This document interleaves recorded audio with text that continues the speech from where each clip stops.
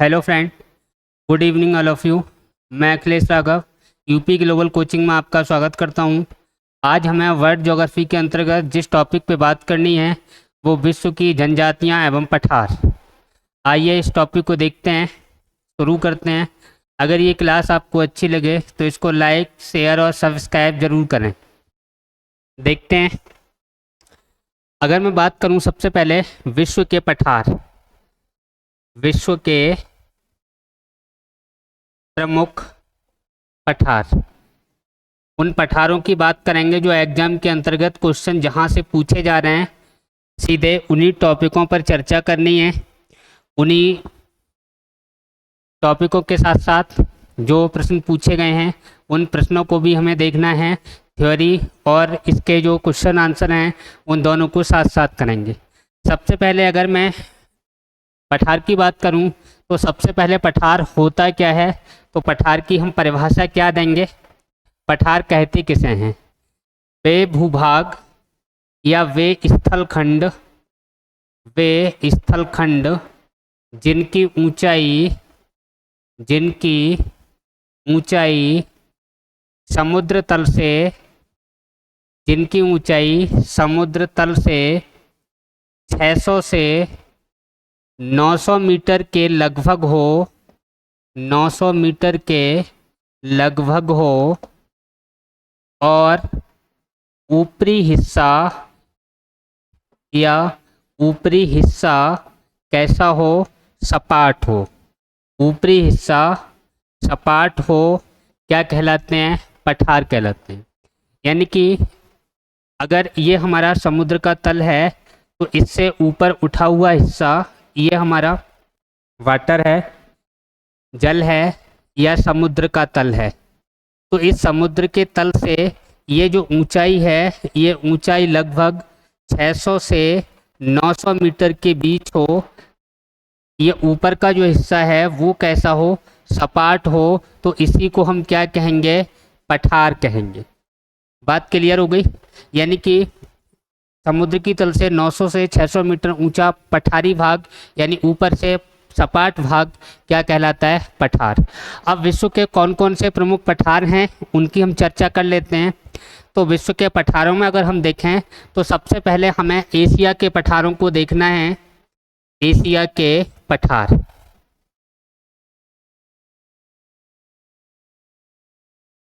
Asia के पठार की बात करें तो इनमें जो महत्वपूर्ण हैं उन पठारों पर हमें चर्चा करनी है। सबसे पहले अनातोलिया का पठार। अनातोलिया का पठार कहाँ है ये? तो आंसर हमें क्या देना है? अनातोलिया का पठार कहाँ है? टर्की के अंतर्गत है, या जिसको हम लिखें तुर्की। कहाँ मिलेगा? तुर्की। दूसरा बहुत ज़्यादा इम्पोर्टेंट जो क्वेश्चन पूछा गया कि दक्कन का पठार कहाँ स्थित है, तो दक्कन का पठार पूछा जाए भारत में है। भारत का सबसे बड़ा पठार अगर पूछा जाए तब भी आंसर क्या होगा? दक्कन का पठार। दक्कन का पठार आंसर क्या होगा? भारत। एक और पूछा जाता है, अगर हमसे पूछा जाए शान का पठार, क्या पूछा जाए? शान का पठार। तो शान का पठार हम कहाँ बताएंगे? ये अपना म्यांमार के अंतर्गत है। कहाँ है? म्यांमार। शान का पठार पूछा जाए म्यांमार, दक्कन का पठार पूछा जाए भारत, अनातोलिया का पठार पूछा जाए तो आंसर क्या होगा? तुर्की या टर्की। ईरान का पठार पूछा जाए तो ईरान में ही बताना है। अगर हम फोर्थ क्वेश्चन की बात करें, अगर हमसे पूछा जाए याकूत का पठार, याकूत का पठार, तो याकूत का पठार कहाँ है? क्या आंसर देंगे? तो इसे हमें क्या बताना है? साइबेरिया, रूस। याकूत का पठार कहाँ बताना है? साइबेरिया, रूस। याकूत का पठार साइबेरिया, रूस। यानी रूस का ठंडा क्षेत्र है साइबेरिया, और ये रूस का पूर्वी क्षेत्र पड़ता है साइबेरिया वाला। यहाँ कौन सा पठार है? याकूत का पठार। अगर हमसे पूछा जाए विश्व का सबसे बड़ा और सबसे ऊंचा पठार, तब हमारा आंसर क्या होगा? विश्व का सबसे ऊंचा, विश्व का सबसे ऊंचा पठार पूछा जाए, या फिर क्वेश्चन ऐसे दे दे कि विश्व का सबसे बड़ा पठार, यानी सबसे बड़ा पठार पूछा जाए या सबसे ऊंचा पठार पूछा जाए, दोनों ही स्थिति में आंसर एक ही देना है, और वो क्या है? तिब्बत का पठार। तिब्बत का पठार, यानी कि चाहे विश्व का सबसे ऊंचा पठार पूछा जाए या विश्व का सबसे बड़ा पठार पूछा जाए, आंसर क्या देंगे हम? तिब्बत का पठार। ये तिब्बत का पठार स्थित कहाँ है? तो अगर हम उत्तर में देखें तो उत्तर में कुनलून की पहाड़ियाँ, और इसके दक्षिण में हमें क्या मिलेगा देखने को? दक्षिण में हमें मिलेगा हिमालय पर्वत। तो हिमालय पर्वत और कुनलून के पहाड़ियों के बीच स्थित कौन सा पठार है, क्वेश्चन पूछा जाए तो हमें आंसर क्या देना है? तिब्बत का पठार। इसके अलावा अगर हमसे पूछा जाए विश्व की छत, विश्व की छत, roof of the world, roof of the world किसको कहा जाता है? तो आंसर क्या होगा? संसार की छत किस पठार को कहा जाता है? तो आंसर क्या होगा? पामीर का पठार। आंसर हम क्या देने वाले हैं? पामीर का पठार। रूफ ऑफ द वर्ल्ड, संसार की छत पूछी जाए तो आंसर क्या होगा? पामीर का पठार। ये जो महत्वपूर्ण पठार हैं, इन पर हमें चर्चा करनी है और मोस्टली क्वेश्चन यहीं से आते हैं। इसके अलावा और देखिए, अगर हमसे पूछा जाए पोतवार का पठार, पोतवार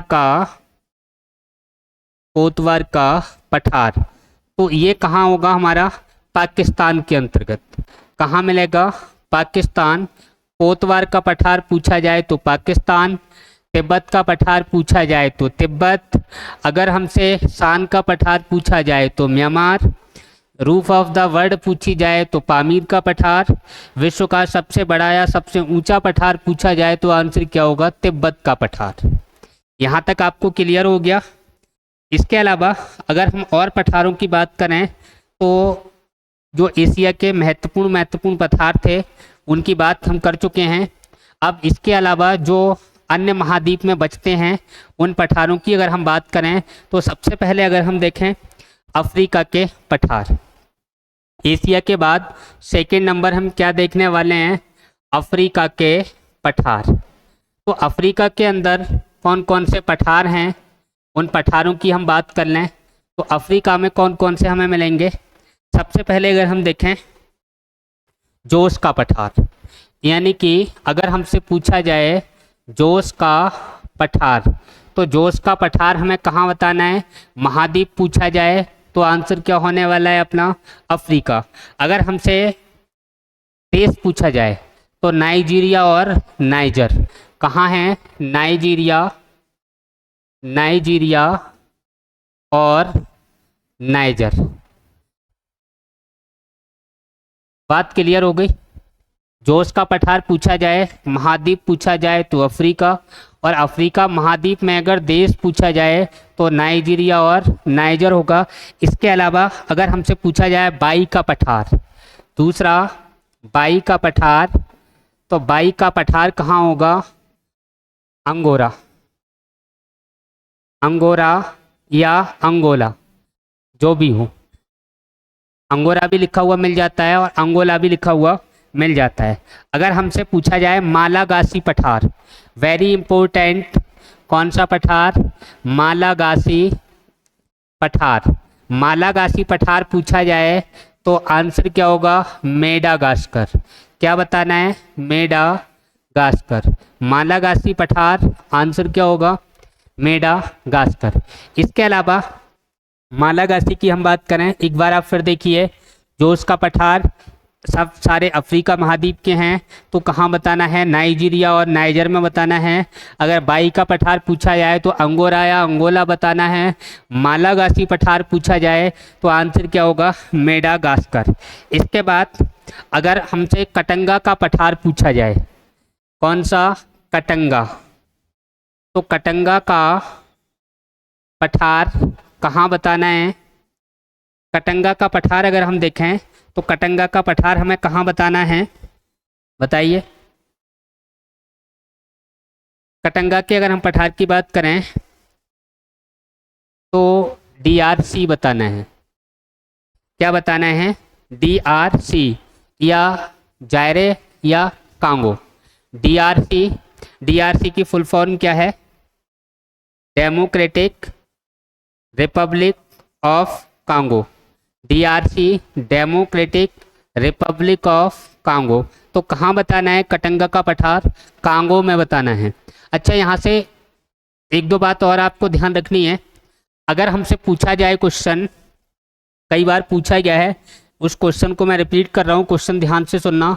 अगर हमसे पूछा जाए मकर रेखा को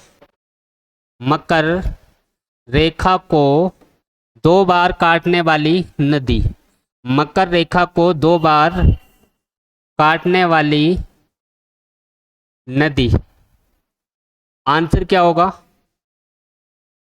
बताइए? मकर रेखा को 2 बार काटने वाली नदी क्या होगा? लिम्पो नदी। क्या होगा? लिम्पो नदी। दूसरा, अगर हमसे पूछा जाए कर्क रेखा को 2 बार काटने वाली नदी, कर्क रेखा को 2 बार काटने वाली नदी, तो आंसर क्या होगा? अगर कर्क रेखा को 2 बार काटने वाली नदी पूछी जाए तो 2 बार काटने वाली नदी कौन सी हो जाएगी? माही नदी। और ये माही नदी कहाँ है? भारत में है। माही नदी कहाँ है? भारत में है। थर्ड क्वेश्चन सुनिए, अगर आपसे पूछ लिया जाए भूमध्य रेखा को 2 बार काटने वाली नदी, क्या पूछा जाए? भूमध्य रेखा को 2 बार काटने वाली नदी, तो आंसर हम क्या देंगे बताइए? कांगो नदी। आंसर क्या होगा? कांगो नदी। या फिर कांगो की जगह लिखा हुआ आ सकता है जायरे नदी। जायरे नदी या कांगो नदी भूमध्य रेखा या विषुव रेखा को 2 बार काटती है। अगर मैं कर्क रेखा की बात करूं तो इसको 2 बार जो क्रॉस करती है वो माही नदी है। और अगर मकर रेखा की बात करूं तो इसको 2 बार जो क्रॉस करती है वो लिम्पो नदी है या लिम्पोपो नदी है। क्लियर हो गया होगा। इसके अलावा और हम देखें तो पठार ऑस्ट्रेलिया के देख लेते हैं। इसके बाद हमें जो बात करनी है वो किस पे करनी है? जनजातियों पर। आइए देखते हैं। अगर हम बात करें ऑस्ट्रेलिया के प्रमुख पठार,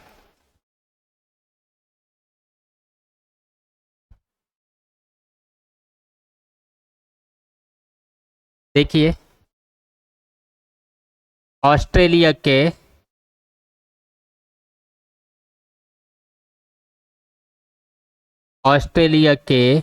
प्रमुख पठार।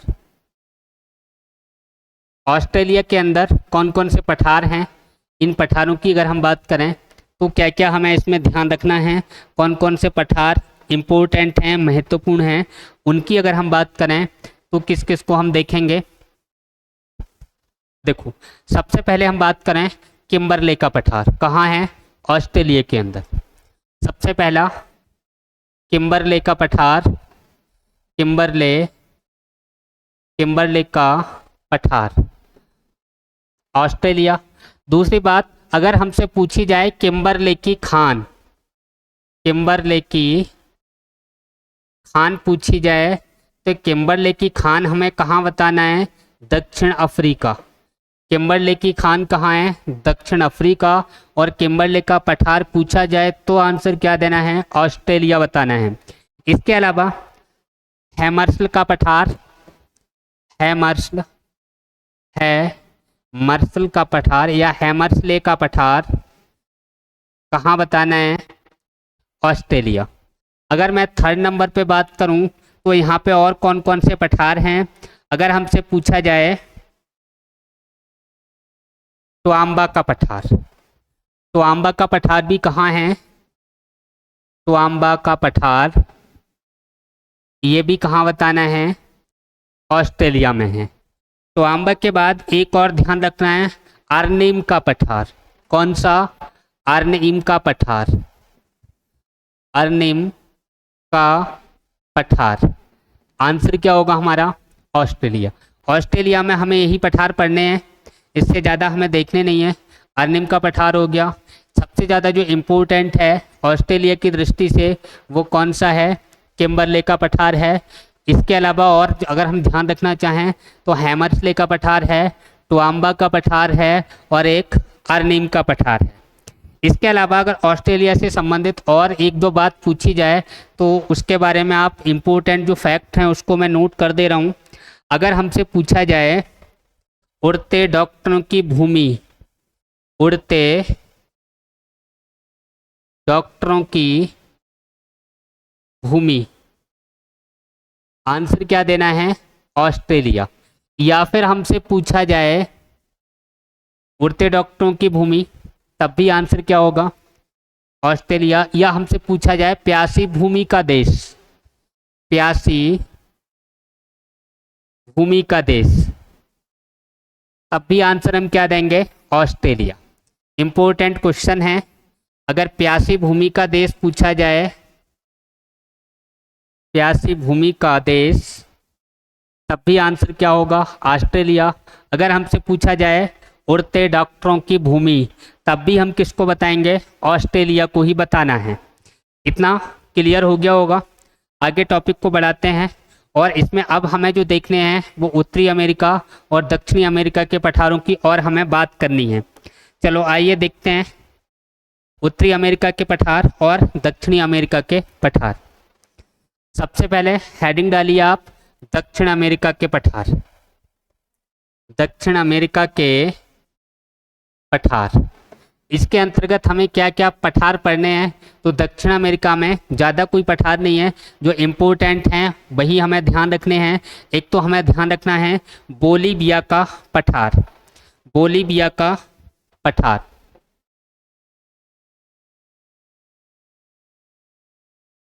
बोलीविया का पठार, ये दक्षिण अमेरिका का सबसे ऊंचा पठार है। अगर हमसे दक्षिण अमेरिका का सबसे ऊंचा पठार पूछा जाए तो कौन सा होगा? बोलीविया का पठार। अगर हमसे पूछा जाए विश्व की सबसे ऊंची राजधानी, तो विश्व की सबसे ऊंची राजधानी, विश्व की सबसे ऊंची राजधानी, सबसे ऊंची राजधानी जो है वो बोलीविया की राजधानी है। आंसर क्या होगा? लापाज। कौन सी राजधानी है? लापाज। अगर हमसे पूछा जाए विश्व की सर्वाधिक दक्षिणतम राजधानी, विश्व की सर्वाधिक दक्षिणतम राजधानी, तब आंसर क्या होगा? सर्वाधिक दक्षिणतम राजधानी। तो आंसर हम क्या देने वाले हैं? वेलिंगटन। क्या होगा? वेलिंगटन। ये जो वेलिंगटन राजधानी है ये कहाँ की राजधानी है? तो आंसर क्या बताओगे? न्यूजीलैंड की। कहाँ की राजधानी है? न्यूजीलैंड। न्यूजीलैंड की राजधानी अगर पूछी जाए तो वेलिंगटन, और ये भारत की सर्वाधिक दक्षिणतम राजधानी है। सबसे ऊंची राजधानी पूछी जाए तो लापाज, और ये लापाज किसकी राजधानी है? बोलीविया की राजधानी है। क्लियर हो गया। इसके अलावा अगर हम और यहाँ पे पठारों की बात करें तो एक दो पठार और ध्यान रखना है, जैसे पेंटागोनिया का पठार, पेंटागोनिया का पठार। ये पेंटागोनिया का जो पठार है ये यहाँ पेंटागोनिया का पठार भी है और पेंटागोनिया का मरुस्थल भी है, दोनों ही ध्यान रखने हैं। पेंटागोनिया का चाहे पठार पूछा जाए चाहे पेंटागोनिया का मरुस्थल पूछा जाए, एक ही देश का नाम बताना है और वो देश कौन सा है? अर्जेंटीना। कौन सा देश बताना है? अर्जेंटीना। चाहे पेंटागोनिया का पठार पूछा जाए या पेंटागोनिया का मरुस्थल पूछा जाए, आंसर क्या होगा? अर्जेंटीना। इसके अलावा अगर हमसे पूछा जाए ब्राज़ील का पठार, तो ब्राज़ील का पठार भी हमें कहाँ बताना है? दक्षिण अमेरिका में बताना है। और ये जो ब्राज़ील का पठार है ये कहाँ है? ब्राज़ील के अंतर्गत। ब्राज़ील का पठार कहाँ है? ब्राज़ील में है। ब्राज़ील का पठार कहाँ बताना है? ब्राज़ील में ही बताना है। इसके अलावा ये दक्षिण अमेरिका के पठार हो गए। अगर मैं बात करूँ उत्तरी अमेरिका के पठार, उत्तरी अमेरिका के, उत्तरी अमेरिका के पठार। तो उत्तरी अमेरिका के पठार में आपको 2-3 बातें ध्यान रखनी है, ज़्यादा कोई इसमें पठार वगैरह है नहीं। कौन कौन से पठार हैं उनको अगर हम देखें तो सबसे पहले ब्रिटिश कोलंबिया का पठार ब्रिटिश कोलंबिया में है। ब्रिटिश कोलंबिया का पठार, ब्रिटिश कोलंबिया का पठार कहाँ बताना है, ब्रिटिश कोलंबिया या उत्तरी अमेरिका। इसके अलावा दूसरे की अगर हम बात करें तो ब्रिटिश कोलंबिया के बाद अगर हम देखें तो इम्पोर्टेंट एक पठार आता है जो जिससे क्वेश्चन ज़्यादातर पूछे गए हैं, वो है कोलोरेडा पठार। कौन सा, कोलोरेडा पठार। अब कोलोरेडा पठार से एक क्वेश्चन ये बनता है कि, क्वेश्चन सुनिए, विश्व का सबसे गहरा नदी गार्ज, विश्व का सबसे गहरा नदी गार्ज पूछा जाए तो क्या होगा, ग्रेट कैनियन। आंसर क्या देंगे, ग्रेट कैनियन। ये जो ग्रेट कैनियन है, नदी गार्ज आपको समझ में आ रहा होगा, यानी कि नदी जहाँ गिरती है और जो एक खड्ड का निर्माण करती है, गड्ढे का निर्माण करती है, जो पानी ऊपर से गिरता है तो ज़मीन के अंदर जो गड्ढा होता है वो उसे हम क्या कहते हैं, गार्ज कहते हैं। और विश्व में कौन सी नदी सबसे गहरा नदी गार्ज बनाती है, तो आंसर क्या होगा हमारा, कोलोरेडा पठार पर बनाती है, कोलोरेडा नदी बनाती है और इसका नाम क्या है, ग्रेट कैनियन। जैसे भारत की अगर हम बात करें तो भारत में सबसे गहरा नदी गार्ज सिंधु नदी बनाती है और उसे क्या कहा जाता है, बुंजी गार्ज। भारत में सबसे गहरा नदी गार्ज भारत का अगर पूछा जाए तो सिंधु नदी द्वारा बनता है और कौन सा है, बुंजी गार्ज। इसी तरीके से अगर विश्व का सबसे गहरा नदी गार्ज पूछा जाए तो आंसर क्या होगा, ग्रेट कैनियन। कौन सी नदी बनाती है, तो यहाँ पे जो ग्रेट कैनियन नदी गार्ज है इसे कोलोरेडा नदी बनाती है और कौन से पठार में बनाती है, तो आंसर क्या होगा, कोलोरेडा पठार में बनाती है।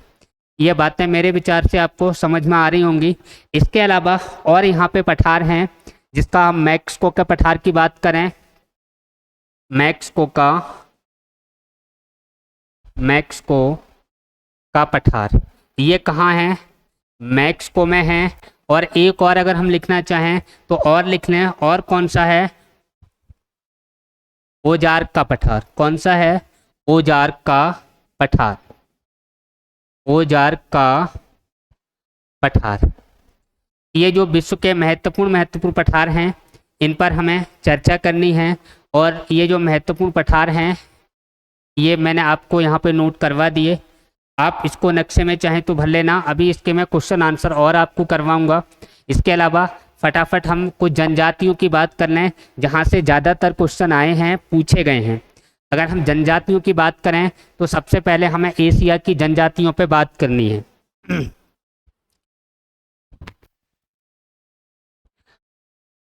विश्व की प्रमुख जनजातियां, विश्व की प्रमुख जनजाति,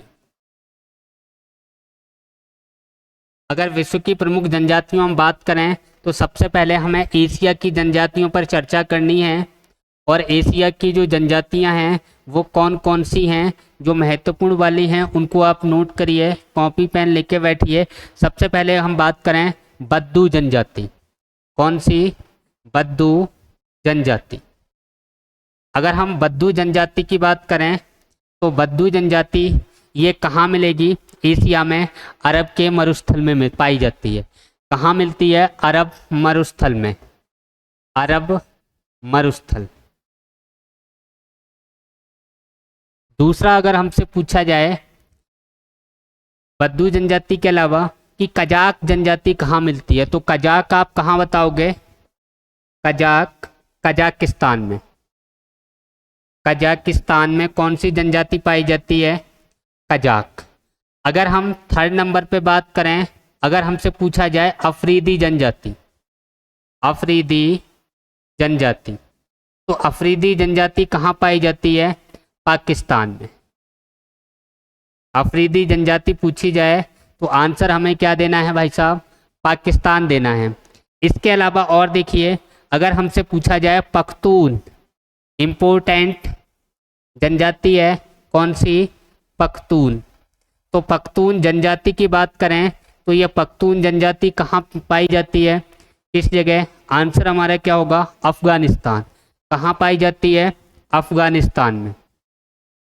पख्तून जनजाति पूछी जाए तो आंसर क्या होगा, अफगानिस्तान।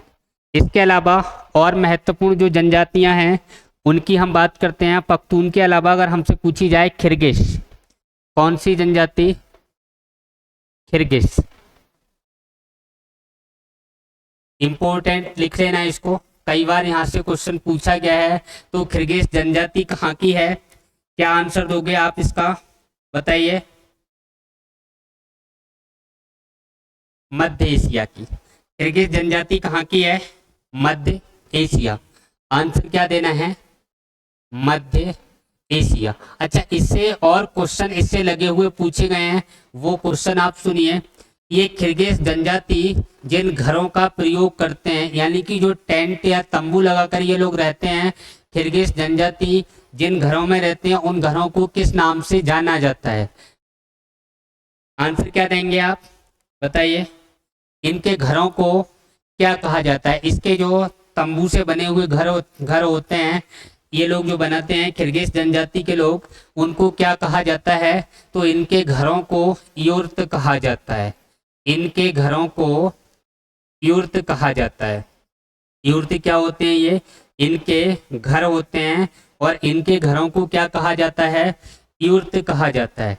एक बात और ध्यान रखनी है, ये जो किर्गिज जनजाति के लोग हैं ये दूध को खट्टा करके शराब का निर्माण करते हैं, यानी कि दूध से शराब जो बनाकर पीते हैं वो कौन से लोग हैं, किर्गिज जनजाति के लोग हैं, ठीक है। और इस दूध की शराब को, दूध को फाड़ के या इसको खट्टा करके जो ये शराब बनाते हैं उस शराब को क्या कहते हैं, तो इसका नाम ध्यान रखना है कुमिस। क्या ध्यान रखना है, कुमिस।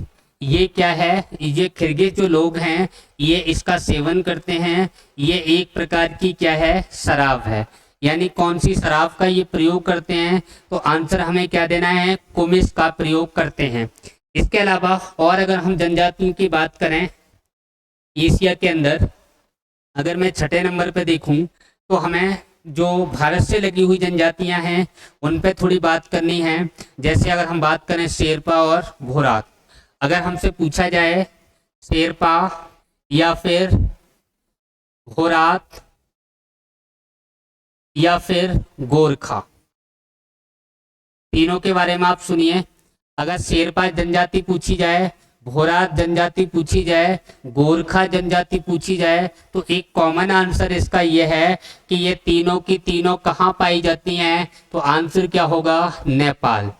तीनों की तीनों कहाँ पाई जाती हैं, तो आंसर क्या होगा, नेपाल। अब ये जो जनजातियां हैं इनके जो पेशा है वो अलग अलग हैं। क्या है, यानी आपसे पूछी जाए पर्वतारोही जनजाति कौन सी है, शेरपा। पर्वतारोही जनजाति कौन सी है, शेरपा। अगर पूछा जाए कृषक जनजाति तो कौन सी है, भोराक। कृषक जनजाति पूछी जाए तो आंसर क्या होगा, भोराक। अगर हमसे सैन्य जनजाति पूछी जाए तो आंसर क्या होगा, गोरखा। क्या पूछा जाए, सैन्य जनजाति। क्लियर हो गया होगा। ये तीनों कहाँ की हैं, नेपाल की। इसके अलावा अगर हमसे पूछा जाए याकूत जनजाति, अगर हमसे पूछा जाए याकूत जनजाति, तो याकूत जनजाति कहाँ की है, ये साइबेरिया रूस। साइबेरिया रूस। इसके अलावा याकूत के अलावा और जनजाति जो महत्वपूर्ण हैं उनको आप देख लीजिए। अगर हमसे पूछा जाए रोहिंग्या, रोहिंग्या जनजाति कहाँ की है, रोहिंग्या जनजाति। आंसर क्या देने वाले हैं हम, म्यांमार। कहाँ की है, म्यांमार की। रोहिंग्या जनजाति अगर पूछी जाए तो आंसर क्या होगा, म्यांमार। अगर हमसे पूछा जाए चकमा जनजाति, फटाफट आंसर दीजिए, चकमा जनजाति। आंसर क्या होगा? बांग्लादेश। चकमा जनजाति कहाँ की है? बांग्लादेश। एक बार फिर देखिए, अगर शेरपा, भोरात, गोरखा तीनों कहाँ? नेपाल। पर्वतारोही कौन सी है? शेरपा, भोरात। कृषक जनजाति है गोरखा। सैन्य जनजाति है याकूत जनजाति, साइबेरिया रूस के अंदर है। रोहिंग्या जनजाति कहाँ है? म्यांमार में है। और आपसे अगर पूछा जाए चकमा जनजाति कहाँ की है, तो आंसर क्या दोगे? बांग्लादेश। इसके अलावा और जनजातियों की अगर हम बात करें, मंगोल जनजाति, सीधा सीधा मंगोलिया आपको बताना है, उसमें लिखवाने की ऐसी कोई जरूरत है नहीं। इसके अलावा अगर मैं उत्तरी अमेरिका की कुछ जनजातियों की बात करूं, उसको हम देख लेते हैं। उत्तरी अमेरिका की महत्वपूर्ण जनजातियां। उत्तरी अमेरिका, उत्तरी अमेरिका में कौन सी महत्वपूर्ण जनजातियां हैं? तो उत्तरी अमेरिका में देखें तो सबसे ज्यादा महत्वपूर्ण क्वेश्चन यहाँ से जो पूछा गया है वो एक जनजाति को लेकर पूछा गया है, और वो जनजाति है एस्किमो। हालांकि ये पूर्ण रूप से तो उत्तरी अमेरिका में नहीं है, लेकिन अमेरिका कनाडा की सीमा पर पाई जाती है, और इसका जो आंसर मोस्टली आपको देना है वो कनाडा देना है। हालांकि कनाडा भी सही है, उत्तरी अमेरिका भी सही है, और ग्रीनलैंड भी सही है। तीनों देशों में ये पाई जाती है। तो इसके बारे में थोड़ा हम जानते हैं। एस्किमो जनजाति, एस्किमो जनजाति। एस्किमो की बात करें तो नॉर्थ अमेरिका, इसके बाद कनाडा, और कनाडा के बाद ग्रीनलैंड। तीनों ध्यान रखना है, ग्रीनलैंड, कनाडा और NA का मतलब नॉर्थ अमेरिका। ये जनजाति कहाँ की है? उत्तरी अमेरिका में। आप ऑप्शन आ जाए फिर भी ठीक है, कनाडा आ जाए फिर भी ठीक है, और ग्रीनलैंड आ जाए फिर भी ठीक है। ये ठंडे क्षेत्रों में निवास करने वाली जनजाति है, जहाँ ठंड ज़्यादा रहती है, जहाँ बर्फ जमी रहती है, ऐसे क्षेत्रों में जो जनजाति निवास करती है वो एस्किमो जनजाति करती है। ये इसके अलावा ग्रीनलैंड, उत्तरी अमेरिका, कनाडा, इसके अलावा अगर और कोई नाम आ जाए तो आपको साइबेरिया रूस भी ध्यान रखना है, क्योंकि ये कहाँ पाई जाती है? साइबेरिया वाले क्षेत्र में भी ये जनजाति एस्किमो पाई जाती है। अब इससे जुड़े हुए क्वेश्चन क्या हैं वो क्वेश्चन सुनिए। एस्किमो जनजाति के घरों को क्या कहा जाता है? तो इसके घरों को आपको ध्यान रखना है, इग्लू कहा जाता है। क्या कहा जाता है? इग्लू। और ये बर्फ के बने हुए घर होते हैं, बर्फ के बने घर। इग्लू किसके बने हुए घर होते हैं? बर्फ के। और इनका प्रयोग कौन करता है? एस्किमो जनजाति के लोग करते हैं। अगला क्वेश्चन सुनिए। अगला क्वेश्चन ये है कि ये एस्किमो जनजाति के लोग जिन हथियारों का प्रयोग करते हैं उसको क्या कहा जाता है? हार्पून। हार्पून क्या है? एस्किमो जनजाति के हथियार हैं। यानी कि ये लोग शिकार वगैरह करने के लिए या अपनी सुरक्षा के लिए जिन हथियारों का प्रयोग करते हैं वो उस हथियार को क्या कहा जाता है? हार्पून कहा जाता है। और ये जो हथियार है ये हड्डियों का बना होता है। किसके बने होते हैं? हड्डियों के बने होते हैं। इसके अलावा एक और क्वेश्चन यहाँ पूछा गया है, उसकी भी मैं बात कर लेता हूँ। ये लोग एक अपने लिए एक गाड़ी का प्रयोग करते हैं, और इनकी जो गाड़ी है बर्फ पे चलने वाली, ये बिना पहियों की गाड़ी है। और बिना पहियों की गाड़ी एस्किमो जनजाति के लोग प्रयोग करते हैं। और उस गाड़ी को कहते क्या हैं? तो उस गाड़ी को ध्यान रखना है, स्लेज कहते हैं। उस गाड़ी को क्या कहा जाता है? स्लेज। स्लेज ऐसी गाड़ी है जिसमें पहिए नहीं होते हैं, बर्फ पर चलती है। एस्किमो जनजाति के लोग इसका प्रयोग करते हैं, और इसको जो खींचने के लिए, स्लेज जो गाड़ी है इसको खींचने के लिए ये एस्किमो जनजाति के लोग किसका प्रयोग करते हैं? तो आंसर क्या बताना है? रेंडियर। यानी कि रेंडियर कुत्ता होता है, कुत्ते की प्रजाति है, तो यानी कि ये कुत्ते का प्रयोग करते हैं या रेंडियर का प्रयोग करते हैं स्लेज गाड़ी को खींचने के लिए एस्किमो जनजाति के लोग। बात क्लियर हो गई होगी। इसके अलावा और कौन सी यहाँ जनजातियां पाई जाती हैं उसकी हम बात कर लें। अगर पूछा जाए माया जनजाति, कौन सी जनजाति? माया। तो माया जनजाति भी हमें कहाँ बतानी है? उत्तरी अमेरिका में बतानी है। और उत्तरी अमेरिका में अगर प्रांत पूछा जाए तो ये कहाँ बतानी है? मैक्सिको। कहाँ बतानी है? मैक्सिको। उत्तरी अमेरिका के मैक्सिको में कौन सी जनजाति पाई जाती है? तो आंसर क्या होगा? माया जनजाति। इसके अलावा अगर हम बात करें और कौन कौन सी यहाँ पे जनजातियां हैं, तो उत्तरी अमेरिका में इसके अलावा और जो जनजातियां हैं उनको थोड़ा नोट कर लीजिए। जैसे हम बात करें मुस्टिजो, यहीं पे लिख लेते हैं उत्तरी अमेरिका में कौन सी मुस्टिजो जनजाति पूछी जाए तो ये भी आंसर क्या होगा, उत्तरी अमेरिका।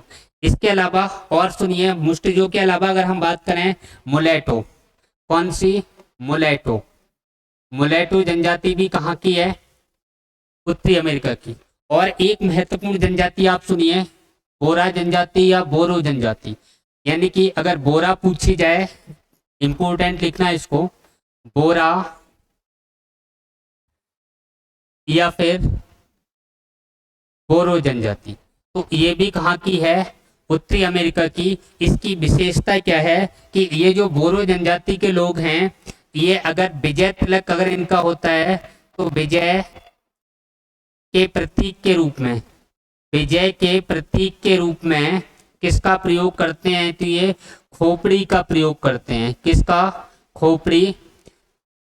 और खोपड़ी को ये कहाँ लटकाते हैं, कहाँ प्रयोग करते हैं इस खोपड़ी का, तो झोपड़ी में करते हैं। यानी कि इनकी जो झोपड़ियां हैं उन झोपड़ियों में विजय प्रतीक के रूप में या विजय साक्ष्य के रूप में ये खोपड़ी का प्रयोग करते हैं। कौन सी जनजाति के लोग, बोरो जनजाति या बोरा जनजाति के लोग। और ये जनजाति भी कहाँ की है, आंसर क्या बताना है, उत्तरी अमेरिका। इसके अलावा दक्षिणी अमेरिका की जनजातियों की हम बात कर लेते हैं। हेडिंग डालिए दक्षिणी अमेरिका।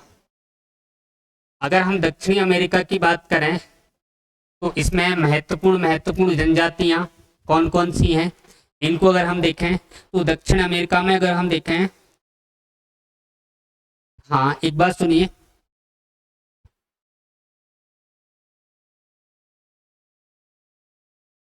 देखिए यहाँ पे ये जो जनजाति मैंने लिखी हैं ये दोनों कहाँ की हैं, दक्षिण अमेरिका।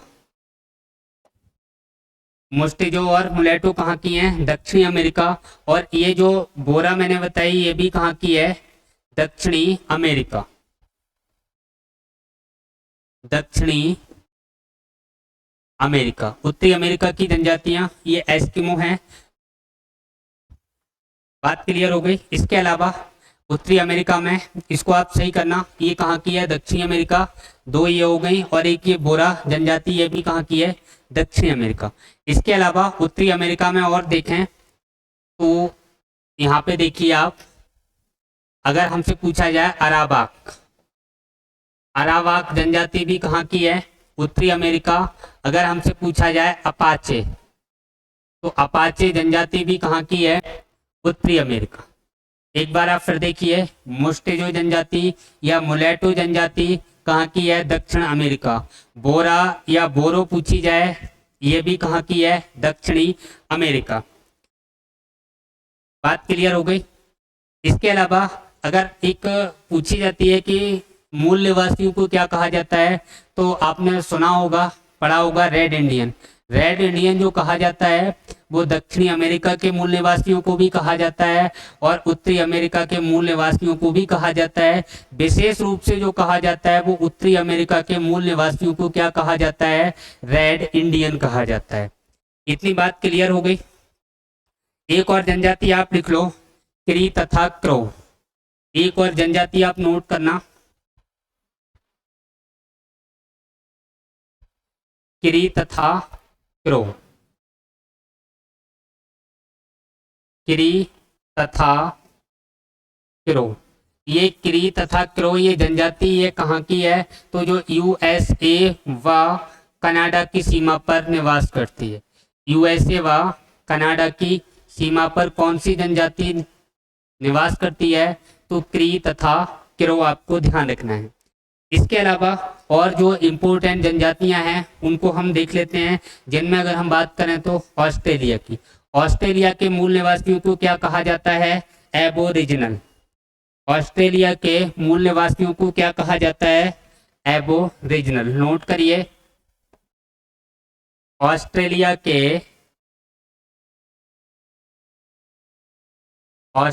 के मूल निवासियों को क्या कहा जाता है? एबोरिजिनल। क्या ध्यान रखना है? एबोरिजिनल।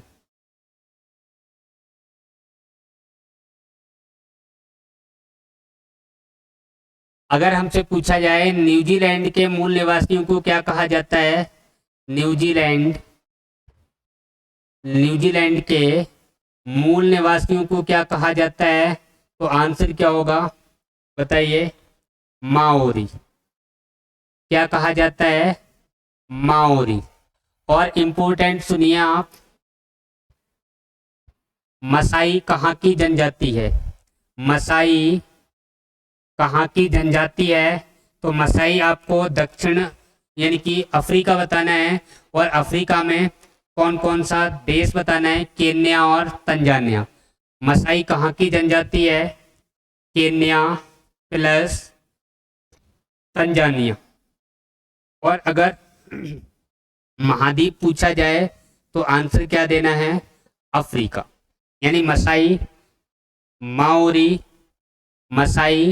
माओरी और एबोरिजिनल तीनों ही इंपॉर्टेंट हैं। और ये कहाँ कहाँ की हैं? केन्या तंजानिया में मिलती है मसाई, न्यूजीलैंड में माओरी मिलती है, और एबोरिजिनल ये मूल निवासी कहाँ के हैं? ऑस्ट्रेलिया के। माओरी मूल निवासी कहाँ के हैं? न्यूजीलैंड के। अच्छा, एक और जनजाति दक्षिण अमेरिका की पूछी जाती है, उसको भी हम नोट कर लेते हैं। दक्षिण अमेरिका में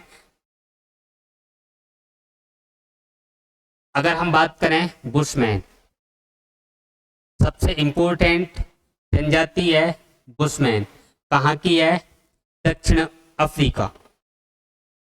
सॉरी, बुशमैन सुनिए, दक्षिण अमेरिका नहीं है, अफ्रीका है। कहाँ की जनजाति है ये बुशमैन? अफ्रीका की। और अफ्रीका में ये जो जनजाति पाई जाती है बुशमैन, इसकी कुछ विशेषताएं हैं। उन विशेषताओं को हमें देखना है, विशेषताओं के साथ पढ़ना है। तो कौन कौन सी विशेषताएं हैं उनको अगर हम देखें तो अफ्रीका में बुशमैन आपको ध्यान रखना है। बुशमैन, इसके साथ साथ क्या ध्यान रखना है? जुलू जनजाति, बोअर जनजाति, ये कहाँ की है? सब अफ्रीका की। अब इसकी आप विशेषता लिख लीजिए। यानी बुशमैन का चावल किसे कहा जाता है? बुशमैन का चावल किसे कहा जाता है? आंसर क्या होगा? दीमक। यानी कि जो दीमक होती है उसको खाने में प्रयोग जो जनजाति करती है वो कौन सी जनजाति है? बुशमैन जनजाति है। और इनको जो दीमक है इनको ये चावलों की तरह खाती है, इसलिए बुशमैन का चावल जिसको कहा जाता है वो क्या है? दीमक। अगला क्वेश्चन आप सुनिए, पेड़ों पर निवास करने वाली जनजाति कौन सी है? पेड़ों पर निवास करने वाली जनजाति, ऐसा जैसा मैंने बोला है वैसे ही क्वेश्चन पूछा गया है। पेड़ों पर निवास करने वाली जनजाति, पेड़ों पर निवास करने वाली जनजाति, आंसर क्या दोगे?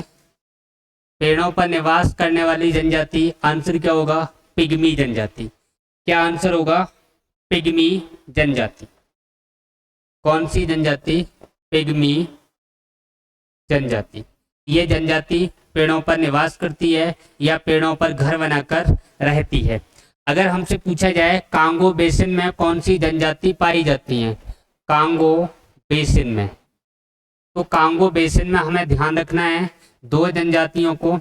एक तो बंतू ध्यान रखना है, बंतू प्लस पिग्मी जनजाति। यानी दोनों ही जनजातियां निवास कहाँ करती हैं? अफ्रीका के कांगो बेसिन में। यानी अफ्रीका के कांगो बेसिन में जो कांगो नदी जो बहती है वहीं पर ये निवास करती हैं। कौन कौन सी जनजाति? बंतू जनजाति और पिग्मी जनजाति। इसके अलावा अगर हम बात करें हाउसा और फुलानी, हाउसा और फुलानी, दोनों को ध्यान रखना है। ये दोनों ही जनजाति हाउसा और फुलानी की बात करें तो ये कहाँ की हैं? आंसर हमें क्या बताना है? नाइजीरिया। क्या बताना है? दोनों ही कहाँ की हैं? नाइजीरिया की हैं।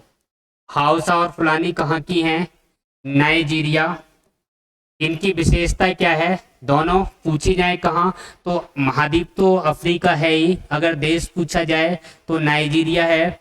और ये जनजाति क्या क्या काम करती हैं उनसे संबंधित अगर बातें पूछी जाएं तो इनमें कृषक जनजाति है, वो कौन सी है? हाउसा।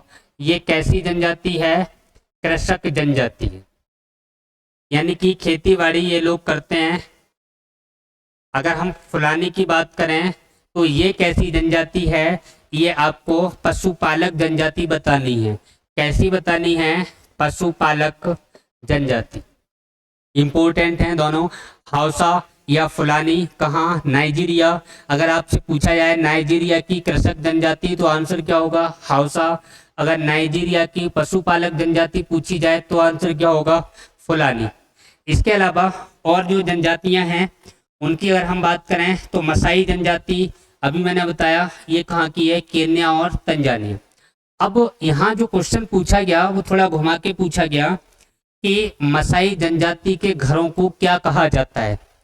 क्वेश्चन सुनिए, मसाई जनजाति के घरों को क्या कहा जाता है? क्या कहा जाता है? तो आंसर हम क्या देंगे?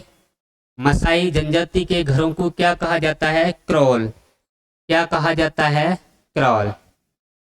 यानी क्रॉल किस जनजाति के घरों को कहा जाता है? तो आंसर क्या हो जाएगा? मसाई जनजाति के घरों को क्या कहा जाता है? क्रॉल। इसके अलावा जो यूरोप की जनजाति बचती हैं उनको थोड़ा मैं कवर करता हूँ। अगर मैं यूरोप की बात करूँ तो यूरोप में जो जनजातियाँ ध्यान रखनी है, ज़्यादा नहीं है, 2 जनजातियाँ हैं। कौन कौन सी हैं? अगर फ्लेमिश पूछी जाए, फ्लेमिश, तो फ्लेमिश जनजाति कहाँ की है? और दूसरी अगर हमसे पूछी जाए तो दूसरी कौन सी है? नॉर्डिक। कौन सी है? नॉर्डिक। अगर पूछी जाए यूरोप के अंदर जो फ्लेमिश जनजाति है ये कहाँ निवास करती है तो आंसर हम क्या देंगे? फ्लेमिश जनजाति कहाँ निवास करती है? बेल्जियम में। कहाँ निवास करती है? बेल्जियम। कहाँ बतानी है? बेल्जियम। अगर हम बात करें नॉर्डिक जनजाति है ये कहाँ निवास करती है तो यहाँ पे 3 देशों के नाम आपको ध्यान रखने हैं। कौन कौन से? एक तो हमें नॉर्वे ध्यान रखना है, दूसरा हमें स्वीडन ध्यान रखना है, तीसरा हमें डेनमार्क ध्यान रखना है। यानी स्वीडन, डेनमार्क और नॉर्वे ध्यान रखना है। यहाँ से नॉर्वे से एक और क्वेश्चन पूछा जाता है, उसको भी सुन लीजिए। मध्यरात्रि सूर्य का देश, मध्यरात्रि सूर्य का देश किसे कहा जाता है? नॉर्वे को। या अर्धरात्रि सूर्य का देश पूछा जाए फिर भी आंसर क्या होगा? नॉर्वे। अगर हमसे पूछा जाए उगते सूर्य का देश, उगते सूर्य का देश, तो आंसर क्या होता है? जापान। यानी कि उगते सूर्य का देश पूछा जाए तो आंसर क्या होता है? जापान। मध्यरात्रि या अर्धरात्रि सूर्य का देश पूछा जाए तो आंसर क्या हो जाएगा अपना? जापान। इसके अलावा एक और जनजाति जो पूछी गई है एग्जाम के अंदर उसको मैं नोट कर दे रहा हूं। अगर पूछा जाए सेमांग जनजाति, यानी कि सेमांग जनजाति कहाँ की है तो आंसर क्या देना है अपने को? मलेशिया देना है। क्या देना है? मलेशिया। अगर हमसे पूछा जाए वेदा जनजाति, वेदा, इससे पहले मैंने बात की थी किसकी? कौन सी जनजाति की? बद्दू। तो बद्दू जो जनजाति थी वो कहाँ की थी? अरब मरुस्थल की। और अब मैं किसकी बात कर रहा हूँ? वेदा जनजाति। तो वेदा जनजाति कहाँ की है? आंसर आप क्या देने वाले हैं? श्रीलंका। कहाँ की है वेदा जनजाति? श्रीलंका। वेदा जनजाति कहाँ की है? श्रीलंका। और यहाँ पे जो पीछे मैंने बात की थी वो बद्दू जनजाति की बात की थी। बद्दू जनजाति कहाँ की थी? अरब मरुस्थल की। इतनी बात आपको क्लियर हो गई। इसके जो क्वेश्चन आंसर हैं उन क्वेश्चन आंसरों को हम कल देखेंगे। आज क्लास लंबी होने जा रही है, इस क्लास को हम यहीं समाप्त करते हैं। जो नेक्स्ट क्लास है उसमें इनके क्वेश्चन आंसर हम दोनों के देखेंगे। तब तक के लिए थैंक यू, धन्यवाद, जय हिंद, जय भारत।